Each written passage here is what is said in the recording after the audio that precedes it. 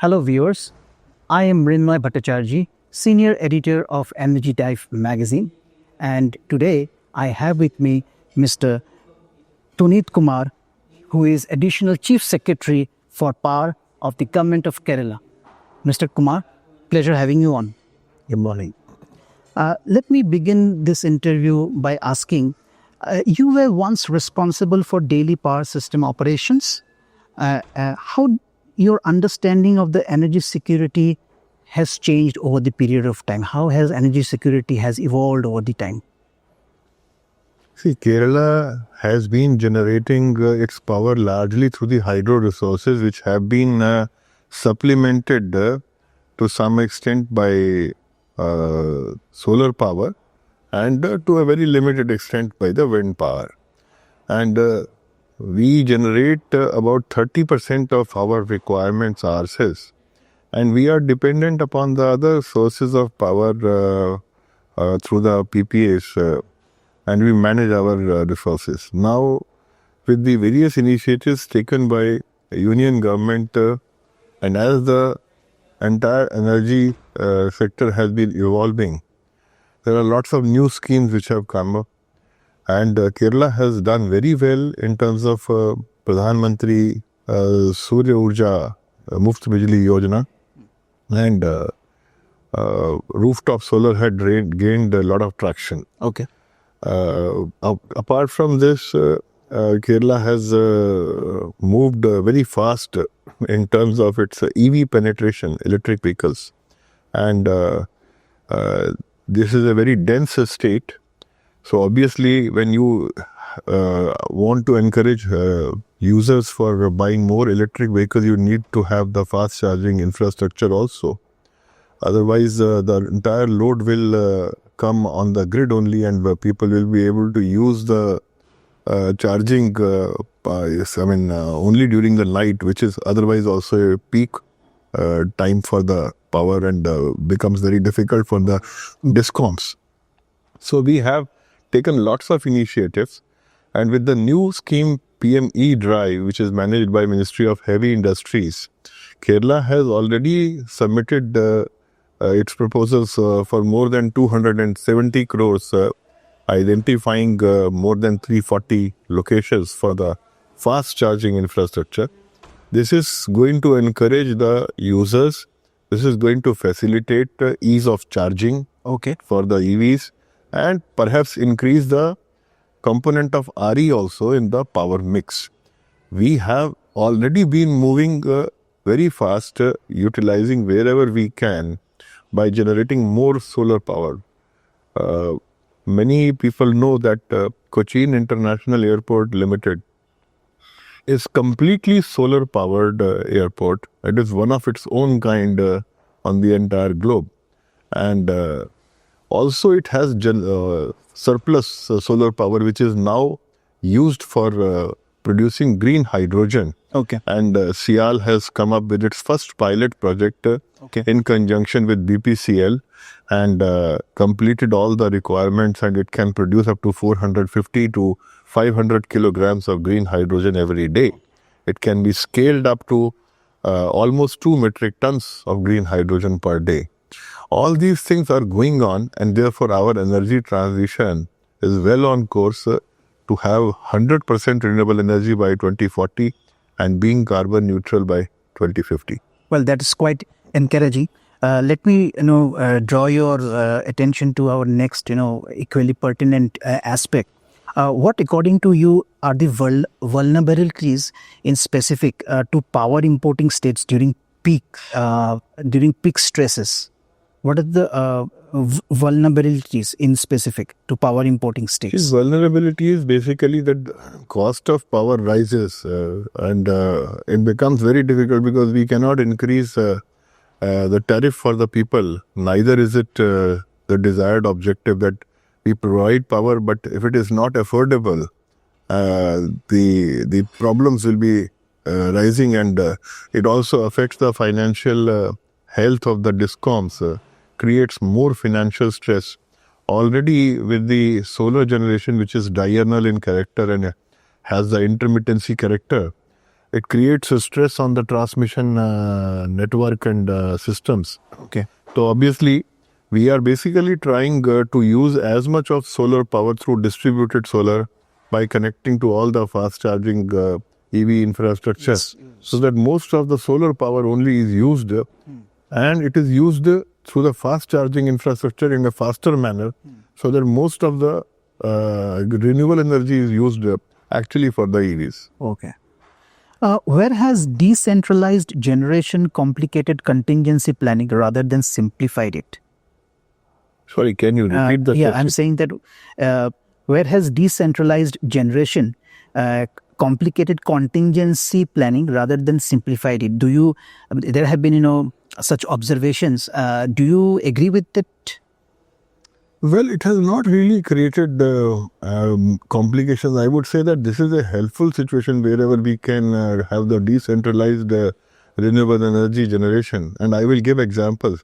Kerala has been very innovative, and we have created even solar energy in the tribal hamlets, in the difficult and hilly tracts, because that is only one-time investment. If you do, you can actually expand it to take it to the community classrooms, which we call Pathanmuris in Malayalam. Okay. And there you can provide smart boards, digital infrastructure for having the e-learnings for the tribal hamlets, and during the daytime, Okay. when the students actually go for the classrooms, they can use all the infrastructure, which otherwise was very difficult, because it was difficult for the normal discoms to reach into those remote and far-flung areas.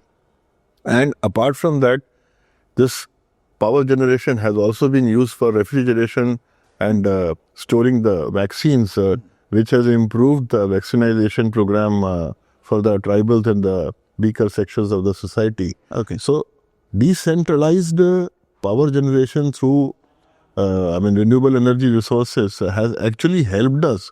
And Kerala has really capitalized, because we suffer from the constraints in terms of the land resources. Okay. So we have only gone in for small but scalable such initiatives. Since you are the resident commissioner for the government of Kerala in Delhi, you are aptly positioned to respond to this aspect. At what time does center-state coordination materially affect grid reliability? At what time? At what point does center-state coordination materially affect grid reliability? Is there any such thing in your view? Can there be better coordination, or what is the Well, we are actually receiving a lot of cooperation from the union government, and the different state governments have also been offering their excess transmission capacity to be utilized.